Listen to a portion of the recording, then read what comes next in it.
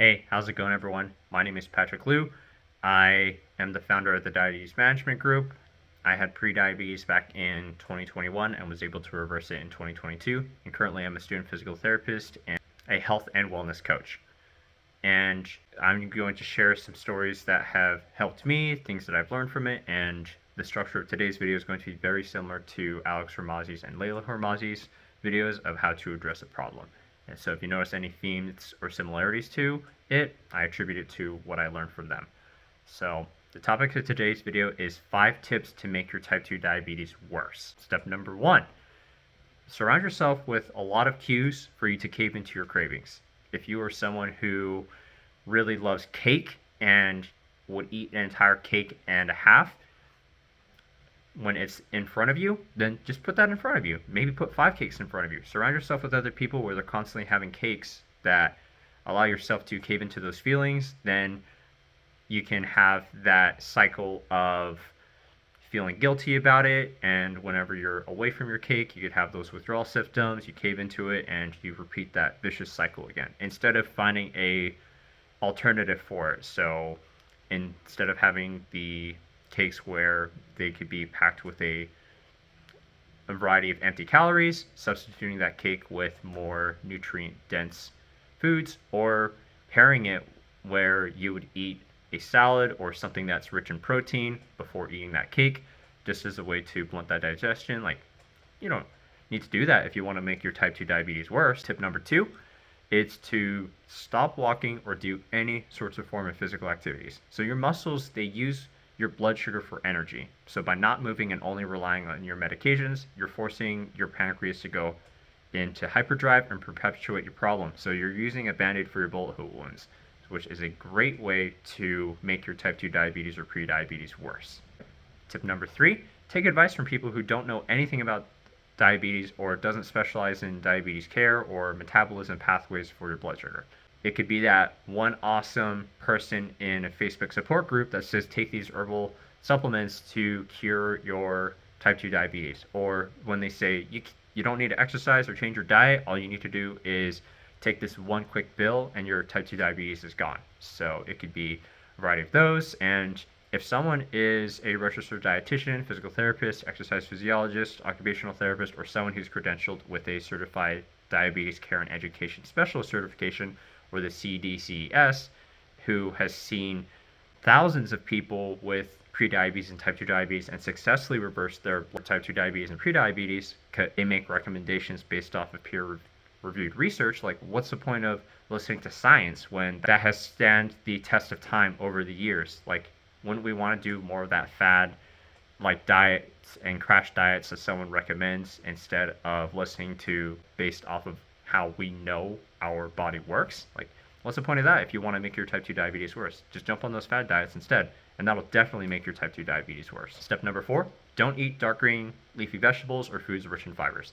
So those foods have been shown to decrease your blood sugars, reduce your risk of heart attacks, and improve your metabolism so you feel better, and even improving your energy, lowering your cholesterol, and a variety of other more health benefits. So why in the world would you want to eat dark green leafy vegetables or fiber-rich foods such as kale or spinach or oatmeal that doesn't have any added sugars in there? Like, if you want to make your type 2 diabetes worse. So just don't incorporate those in your diets and you'll definitely achieve your goal of making your type 2 diabetes worse. Tip number 5, keep eating processed foods without doing anything else. So if you love McDonald's, keep on investing your money into McDonald's to perpetuate and make your type 2 diabetes worse, because they make it so that they already take part of that digestion process out, so it speeds it up, so it gets into your body a lot more quicker, instead of having a slow and controlled movement in there and having it nice and easy, compared to like, no, let's just shove all of the foods and sugars and everything else that's in there with that processed food into your body and allow your body just to like take course of it. So it's kind of like jumping into a burning building without a water hose or firefighter equipment or anything like that, because that's amazing if you want to keep increasing your blood sugars, staying in pain, feeling worse for long term by eating those processed foods and incorporating without even moving, or incorporating more fiber or other factors. If you want to like make your type 2 diabetes worse. So that's the best way to perpetuate the situation that you have going on. If you felt like these things that I said are triggering, and as I said before in this video, I'm just sharing the things that I've learned and structuring the format in before. And if you're like, crap, that wasn't helpful at all, well, here's a conclusion and recap. You just do the opposite of everything I listed above. So tip number one, it's trying to understand what your cues are. And if you really want to have that cake, pairing it with something else to blunt the digestion process and making it so it's more evenly spread throughout so your blood sugar levels don't fluctuate as much. Pair it with some protein. Eating the protein before, eating some fiber before can help address some of those craving symptoms, especially like hunger pains in my case, before eating the pieces of cake, and you'll notice you'll probably eat less cake because of it.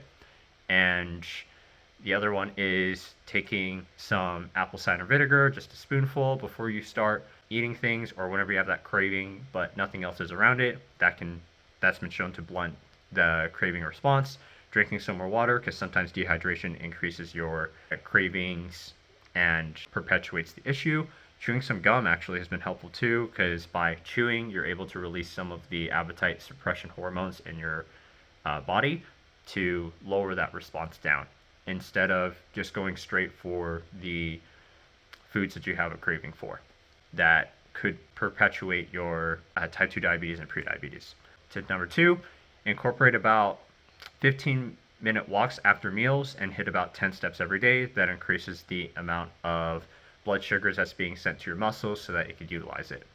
And if you're like, crap, my blood sugars are rising for a quick little bit, and just know that sometimes whenever your muscles start activating, like a slow and controlled warm-up, or even doing some warm-ups, having a normal increase in the blood sugar response is pretty normal, because your muscles are saying, hey, liver, I need you to start releasing more glucose into the bloodstream so that I can use it to work on it. And the more you progress through your workout, it starts to gradually taper off as you continue those walks. So if you do feel fancy, lifting some weights can support you, and asking someone to teach you how to lift weights, since we all need to start from somewhere, that's a good way to do it too. Tip number three, seek out a health coach or dietitians with a CDCS or specialize in working with type 2 diabetes or prediabetes, instead of listening to Linda, who says type 2 diabetes can be cured by rubbing a random part of your body or an herbal supplement on your feet, because that's how she cured hers. And potentially Linda might be a robot who is spewing out items that she doesn't even know the process behind it. Because if someone can't explain how your body metabolizes the foods that you eat and how exercise affects it either, that just kind of goes to show what they know about type 2 diabetes. Tip number four, eat dark green leafy vegetables and food high in fiber at the start of each meal, and try to only use the vinegar or roasting your vegetables instead of dredging salads in ranch, just to help improve the blunted response and making sure that you manage your blood sugar levels.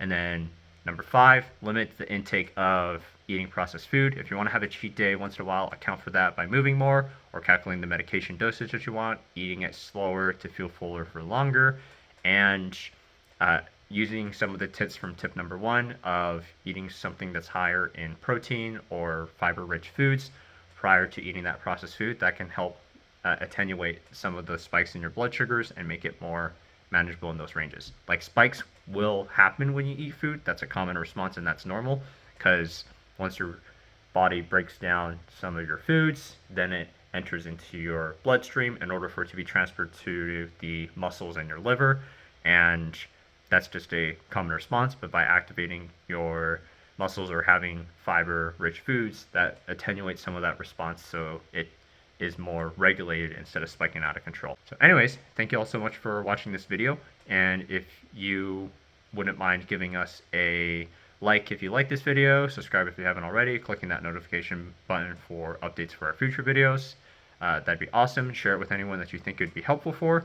And we want to join a Facebook group to get more in-depth tips and join a community who's just as motivated as you are to eradicate their type 2 diabetes and prediabetes.